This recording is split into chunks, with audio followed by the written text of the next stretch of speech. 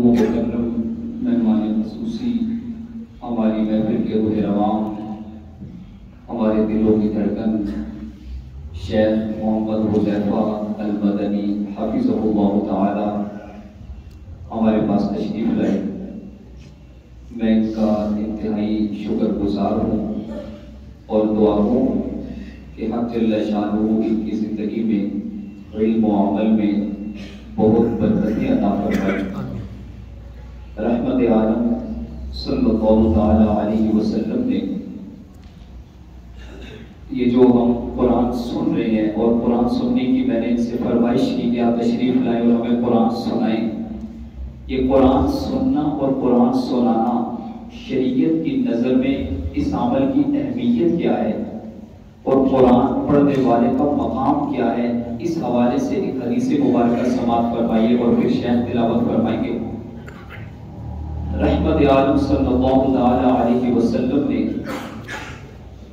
अपने सहाबी हजरत अब्दुल्ला बिन मसऊद रज़ियल्लाहु ताला अन्हु को बुलाया और फरमाया कि अब्दुल्ला आओ और मुझे अल्लाह का कुरान सुनाओ। हजरत अब्दुल्ला बिन मसऊद रज़ियल्लाहु ताला अन्हु अर्ज़ करने लगे कि या रसूल अल्लाह, आप तो साहिब कुरान हैं, कुरान आप पे नाजिल हुआ, भला मैं आपको कुरान सुनाऊं?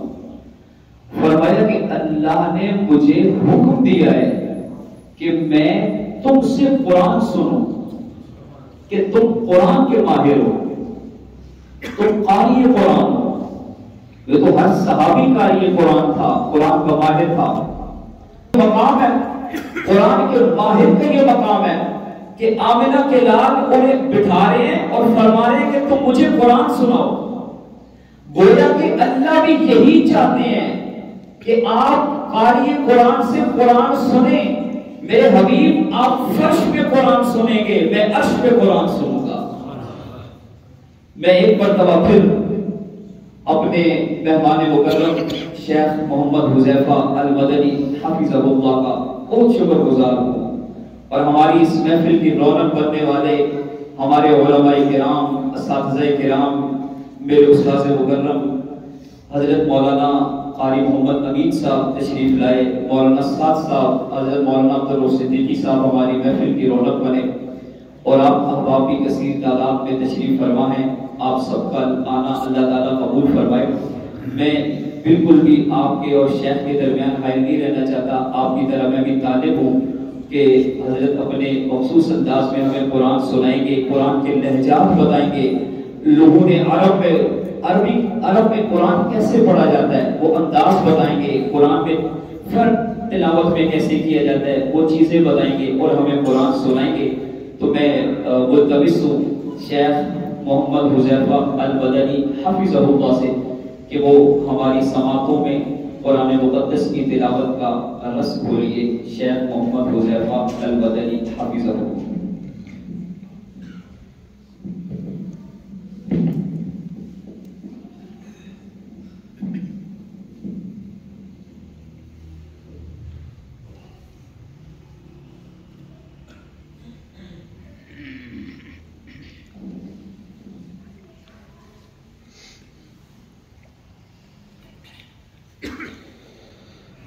أعوذ بالله من الشيطان الرجيم.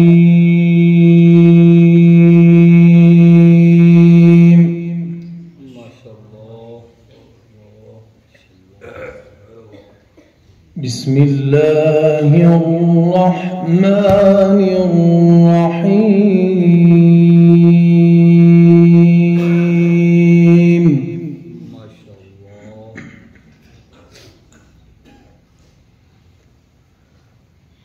وما خلقنا السماء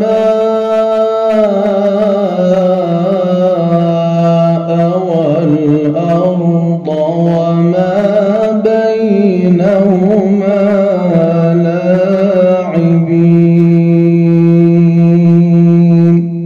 ما شاء الله ما شاء الله. لو أردنا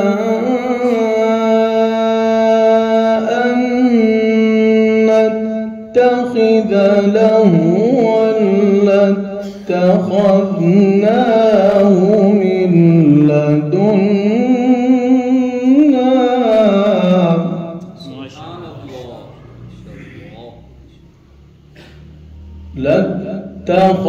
لاتخذناه من لدنا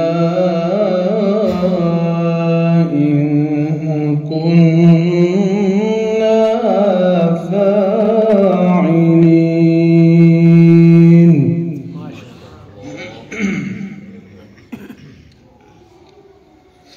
بل نقذف بالحق على الباطل فيدمغه فإذا هو زاهق ولكم الويل مما تصفون.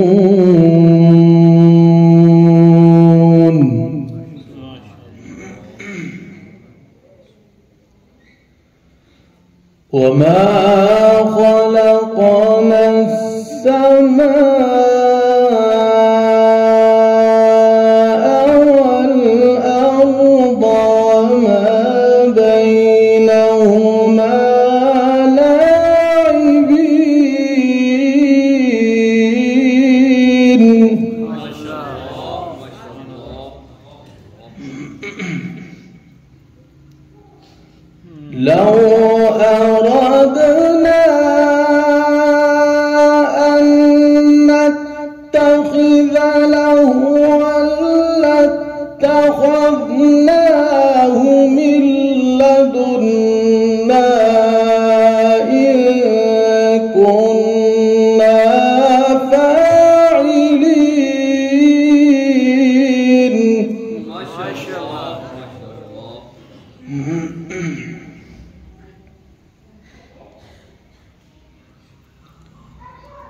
بل نقذف بالحق على الباطل فيدمغه فإذا هو زاهق ولكم الويل مما تصفون. سبحان الله ما شاء الله.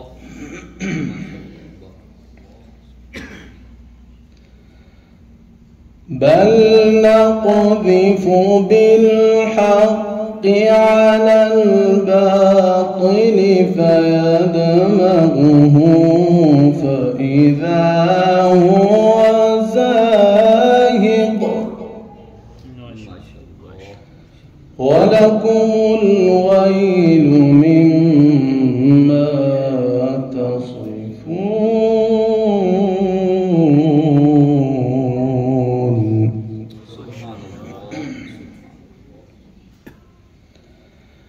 وله من في السماوات والأرض ومن عنده لا يستكبرون.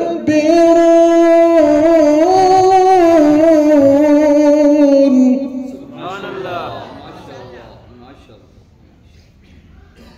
ومن عنده لا يستكبرون عن عبادته ولا يستحسرون.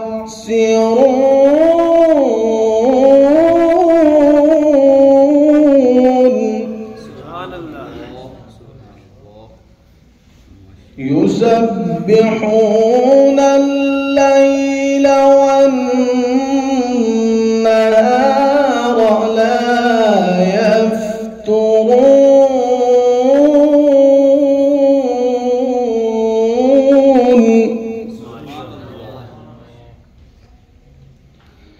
أم اتخذوا آلهة من الأرض هم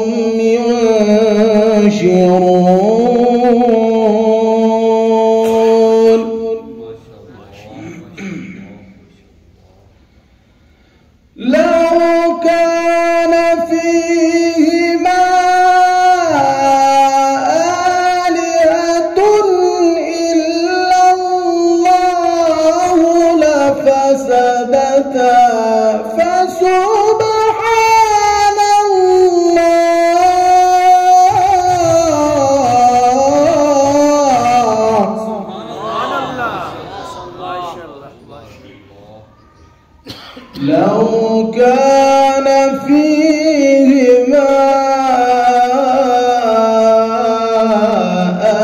آلهة إلا الله لفسدتا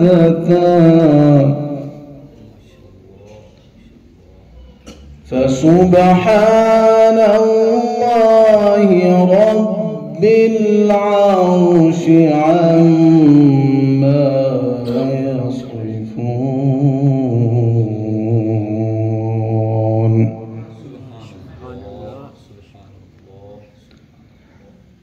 لا يسأل عما يفعل وهم يسألون.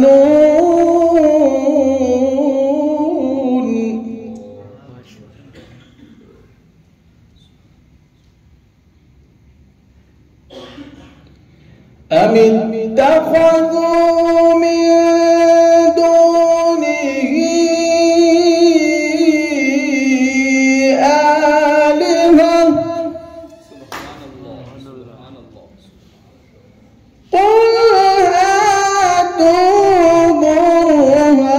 برهانكم هذا ذكر من معي وذكر من قبلي بل أكثرهم لا يعلمون الحق فهم معرضون.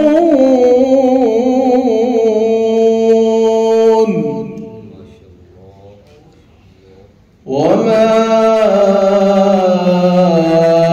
أرسلنا من قبلك من رسول إلا نوحي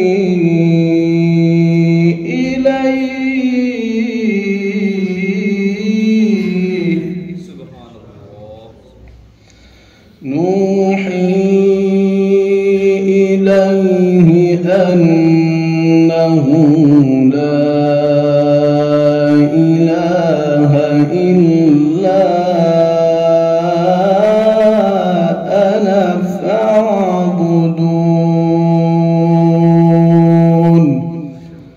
سبحانك اللهم وبحمدك أشهد أن لا إله إلا أنت أستغفرك وأتوب إليك. ما شاء الله جزاك الله.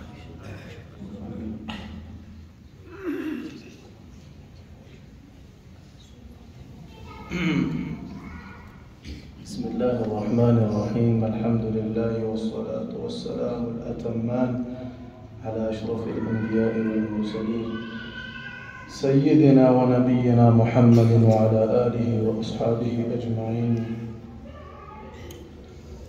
कुरान करीम रब्बुल आलमीन की अज़ीमुश्शान किताब है जो मुख्तलिफ़ अस्वात मकामात लहजात में मुख्तलिफ़ क़ुर्रा मुख्तलिफ़ तरीक़ों से अदा करते हैं। तो कुरान करीम जैसे हमने बोर्ड पे नामे लिखे हैं, ये आवाज़ों की नामे हैं।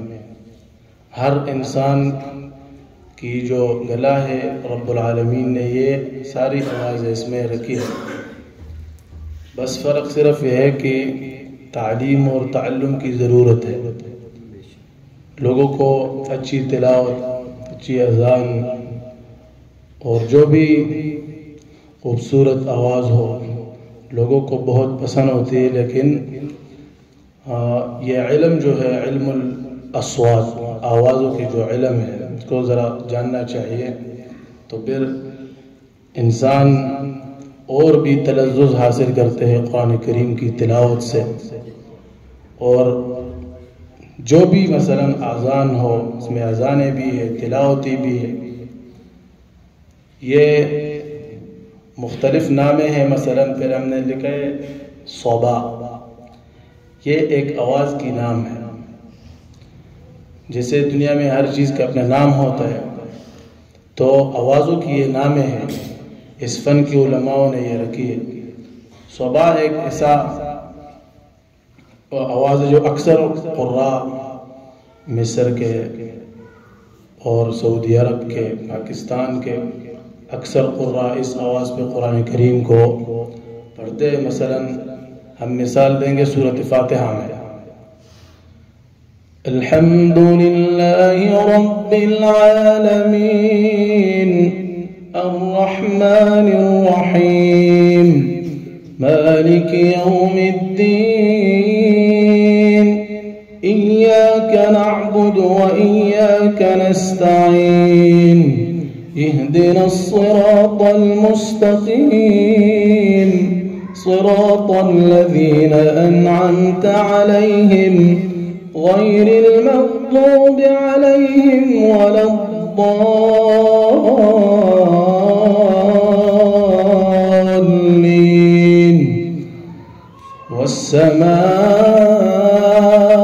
वस्समाइ वत्तारिक़ वमा अदराक मत्तारिक़ अन्नजमु الثाक़िब इन कुल्लु नफ्सिन लम्मा अलैहा हाफ़िज़ फल्यंज़ुरिल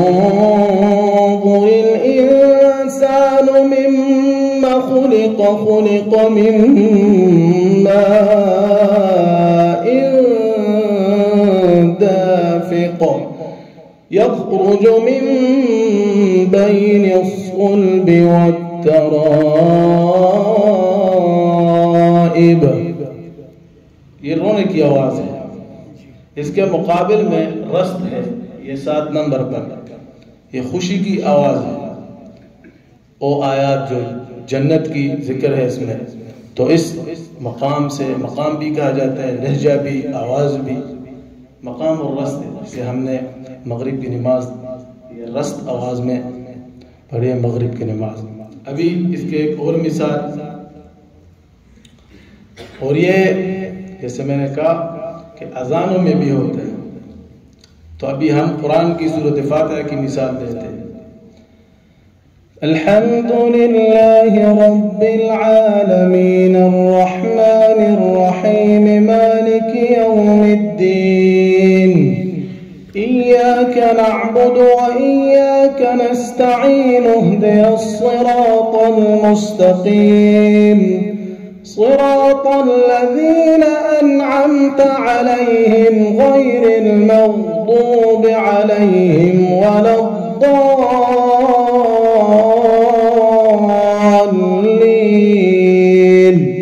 शेख सुदैस इस आवाज़ में ये उसका आवाज़ रस्त है, रस्त के मुशाबिह है।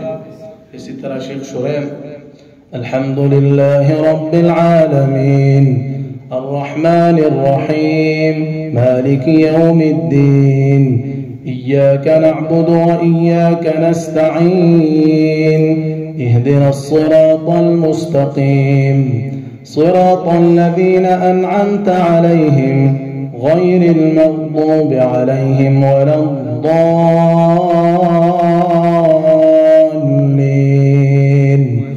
मक़ामुर रस्त। मिस्र के क़ुर्रा भी इस मकाम में जन्नत के जो आयत है, वसीक़ल्लज़ीना इत्तक़ौ रब्बहुम इलल जन्नति ज़ुमरा हत्ता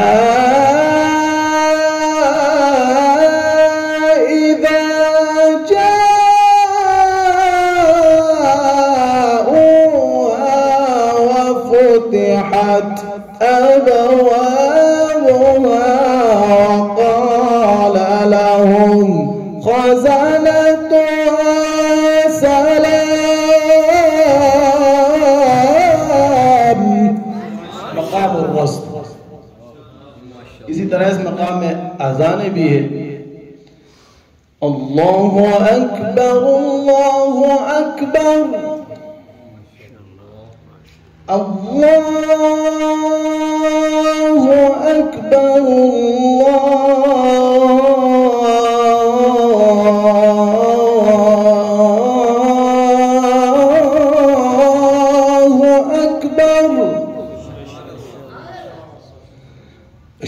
قل لا إله إلا الله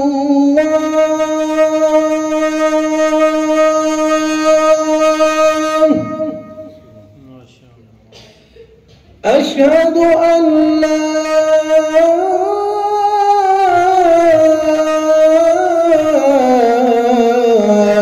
إله إلا الله.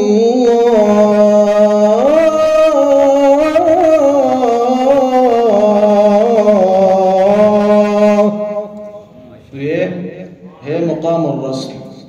इसके अलावा ये जो 6 नंबर पर है मकाम हिजाज. हिजाज मदीना मुनव्वरा में हिजाज मकाम बहुत मशहूर है, खुसूसन क़ुर्राओं में, अज़ानों में. मक्का मुकर्रमा की अज़ानें जो लोग गए हैं या सुनते हैं तो मकाम हिजाज ये एक अज़ीम मकाम है. तिलावत में अल्हम्दुलिल्लाहि रब्बिल आलमीन अर्रहमानिर रहीम मालिकि यौमिद्दीन इय्याका नअबुदु व इय्याका नस्तईन इहदिनस सिरातल मुस्तकीम सिरातल लज़ीना अनअमता अलैहिम गैरिल मग़्दूबि अलैहिम वलद्दाल्लीन.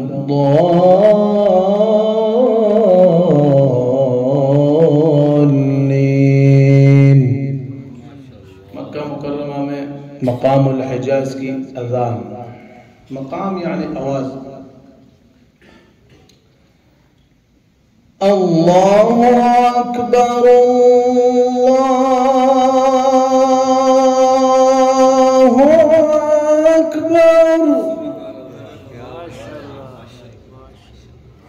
अल्लाहु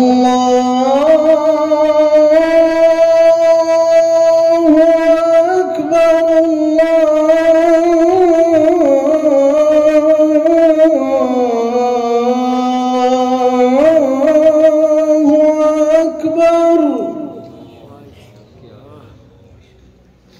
أشهد أن لا إله إلا الله.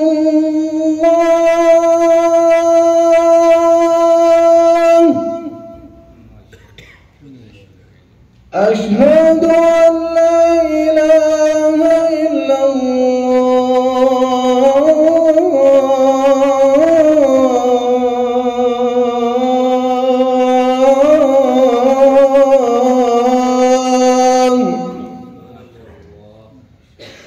أشهد أن محمدًا رسول الله.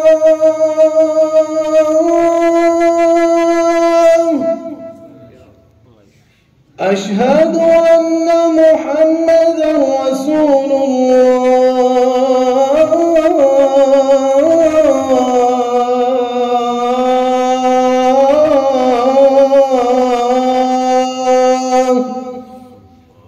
इसी तरह इन आवाज़ों में मकाम बयात एक आवाज़ है. मकामुल बयात में मक्के मुकर्रमा में एक अज़ान होता है. पहले तिलावत मकामुल बयात में शेख माहिर अल-मुआइक़िली मक्के मुकर्रमा का इमाम मकामुल बयात में पढ़ते हैं अल्हम्दुलिल्लाहि रब्बिल आलमीन अर्रहमानिर रहीम मालिकि यौमिद्दीन इय्याका नअबुदु व इय्याका नस्तईन इहदिनस सिरातल मुस्तकीम सिरातल लज़ीना अनअमता अलैहिम गैरिल मग़्दूबि अलैहिम वलद्दाल्लीन.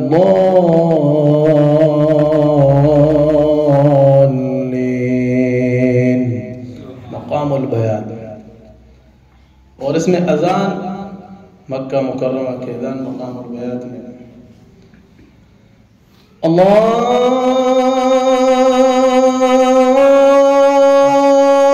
अकबर अल्लाहु अकबर अल्लाहु अकबर अल्लाहु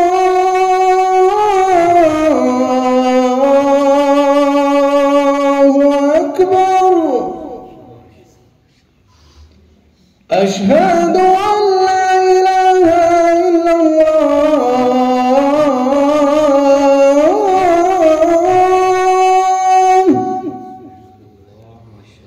أشهد أن لا إله إلا الله।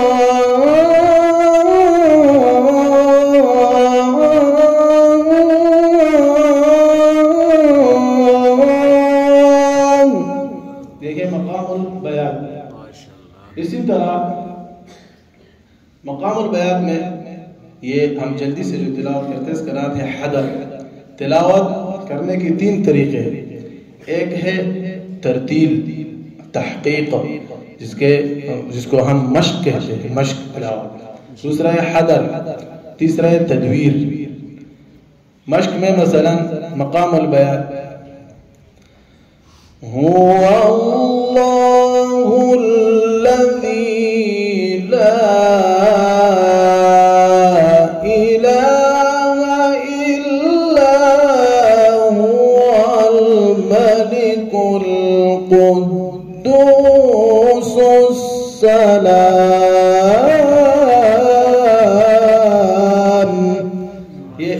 ये जिसको कहते हैं तरतील या मश्क। दूसरा तरीका कुरान करीम का है तदवीर, दरमियानी आवाज। हुवल्लाहुल्लज़ी ला इलाहा इल्ला हुवल मलिकुल कुद्दूसुस सलामुल मुमिनुल मुहैमिनुल अज़ीज़ुल जब्बारुल मुतकब्बिर। और तीसरा है हदर। अल्हम्दुलिल्लाहि रब्बिल आलमीन अर्रहमानिर रहीम मालिकि यौमिद्दीन इय्याका नअबुदु व इय्याका नस्तईन इहदिनस सिरातल मुस्तकीम सिरातल लज़ीना अनअमत अलैहिम गैरिल मग़दूबि अलैहिम वलद्दाल्लीन।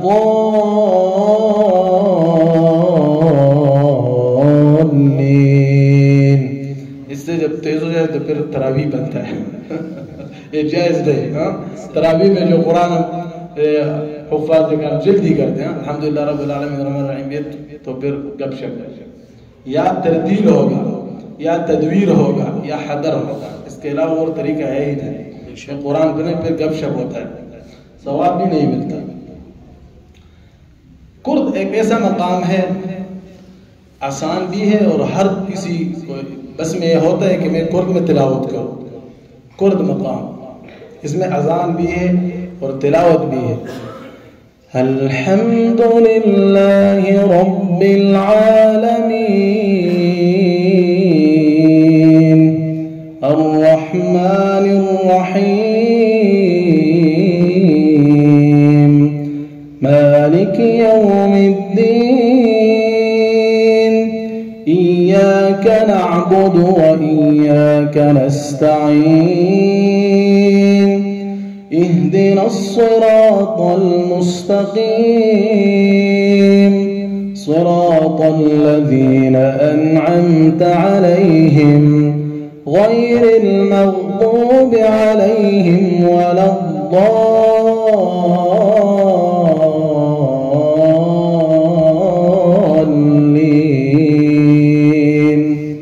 कुर्द मकाम में अज़ान अल्लाहु अकबर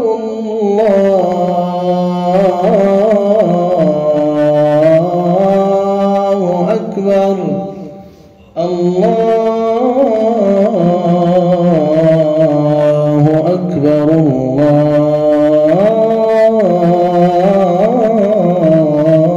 अल्लाहु अकबर अशहदु अन ला इलाहा इल्लल्लाह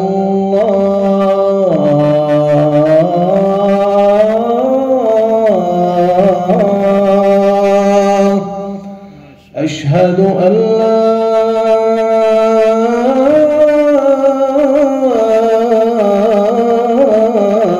इलाहा इल्लल्लाह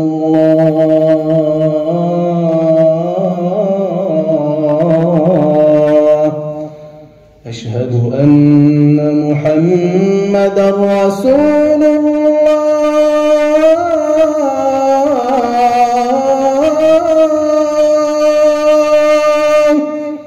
أشهد أن محمدا رسول الله.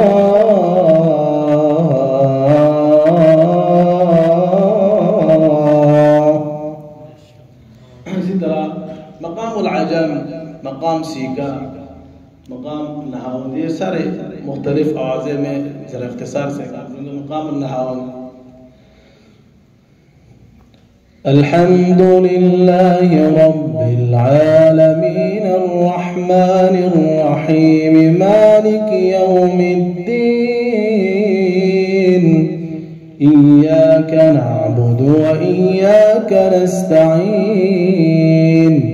مقام العجم الحمد لله رب العالمين الرحمن الرحيم مالك يوم الدين إياك نعبد وإياك نستعين اهدنا الصراط المستقيم صراط الذين أنعمت عليهم غير المغضوب عليهم ولا الضالين.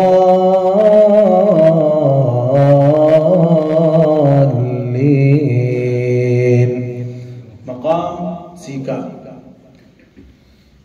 الحمد لله رب العالمين الرحمن الرحيم مالك يوم الدين إياك نعبد وإياك نستعين اهدنا الصراط المستقيم صراط الذين أنعمت عليهم غير المغضوب عليهم ولا الضالين.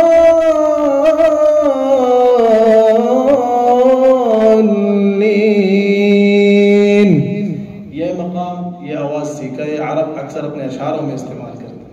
जैसे रसूलुल्लाह सल्लल्लाहु अलैहि वसल्लम जब मक्का से मदीना हिजरत की तो जो अशार है طلع البدر علينا من ثنيات الوداع وجب الشكر علينا ما دعا لله داع. في مقام السكة هذا وصلى الله تعالى على خير خلقه محمد وعلى آله وأصحابه. मैंने बताया बयात है ये बयात है उसका बंदर बयात है वो मुख्तलिफ मकामात में पढ़ते हो. मक्का मुकर्रमा का इमाम है मैंने कहा कि वो तो मुख्तलिफ मकामात में पढ़ते हैं जो भी ऊँचा है मलिकुल स्वात है लेकिन जो बाज़ क़ुर्रा ऐसे होते हैं कि इसके एक आवाज़ होता है जैसे सुदेश वो बाज़ आवाज़ें में तग़यीर होता है एक मकाम दूसरा तीसरा. ये है शेख बंदर बलीला मक्का मुकर्रमा को जो इमाम हदर में 2-3 आयत एक अदर सूरह इब्राहिम का सुनाते या कोई भी जो सूरह यूसुफ सुनाते बहुत ज़बरदस्त. ولما دخلوا على يوسف آوى إليه أخاه قال إني أنا أخوك فلا تبتئس بما كانوا يعملون. فلما جهزهم بجهازهم جعل السقاية في رحل أخيه ثم أذن مؤذن أيتها العير إنكم لسارقون. قالوا وأقبلوا عليهم ماذا تفقدون. قالوا نفقد صواع الملك ولمن جاء به حمل بعير وأنا به زعيم. قالوا تالله لقد علمتم ما جئنا لنفسد في الأرض وما كنا سارقين. قالوا فما جزاؤه فعلتموه إن كنتم كاذبين. قالوا جزاؤه من وجد في رحله فهو جزاؤه كذلك نجزي الظالمين. فبدأ بأوعيتهم قبل وعاء أخيه ثم استخرجها من وعاء أخيه كذلك كدنا ليوسف ما كان ليأخذ أخاه في دين الملك إلا أن يشاء الله نرفع درجات من نشاء وفوق كل ذي علم عليم. قالوا إن يسرق فقد سرق أخ له من قبل فأسرها يوسف في نفسه ولم يبدها لهم. قال أنتم شر مكانا والله أعلم بما تصفون. قالوا يا أيها العزيز إن له أبا شيخا كبيرا فخذ أحدنا مكانه إنا نراك من المحسنين. قال معاذ الله أن نأخذ إلا من وجدنا متاعنا عنده. قال معاذ الله أن نأخذ إلا من وجدنا متاعنا عنده إنا إذا لظالمون. سبحانك اللهم وبحمدك أشهد أن لا إله إلا أنت أستغفرك وأتوب إليك. جزاك الله خيرا.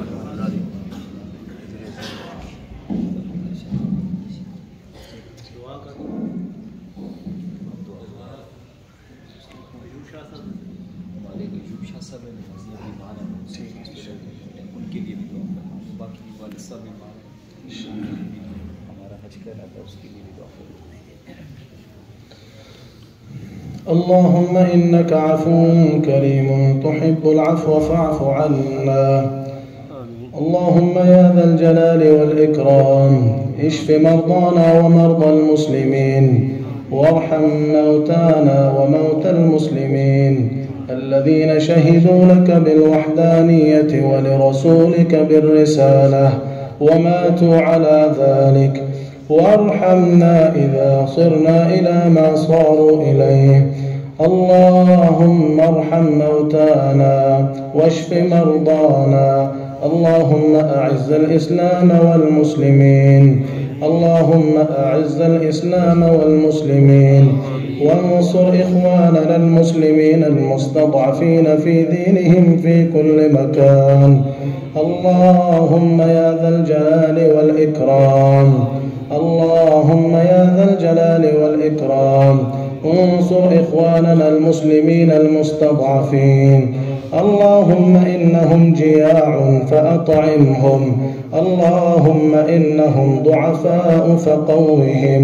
إلى من تكلنا وتكلهم؟ إن لم يكن بك غضب فلا نبالي غير أن عافيتك هي أوسع لنا. نعوذ بنور وجهك الذي أشرقت له الظلمات وصلح عليه أمر الدنيا والآخرة أن يحل بنا غضبك أو ينزل علينا سخطك. لك العتبى حتى ترضى. لك العتبى حتى ترضى ولا حول ولا قوة إلا بالله. اللهم اصرف عنا وعن المسلمين شر الأشرار وكيد الفجار وشر سوارق الليل والنهار. اللهم ربنا آتنا في الدنيا حسنة وفي الآخرة حسنة وقنا عذاب النار. وصلى الله تعالى على خير خلقه محمد وعلى آله وأصحابه أجمعين. جزاك الله.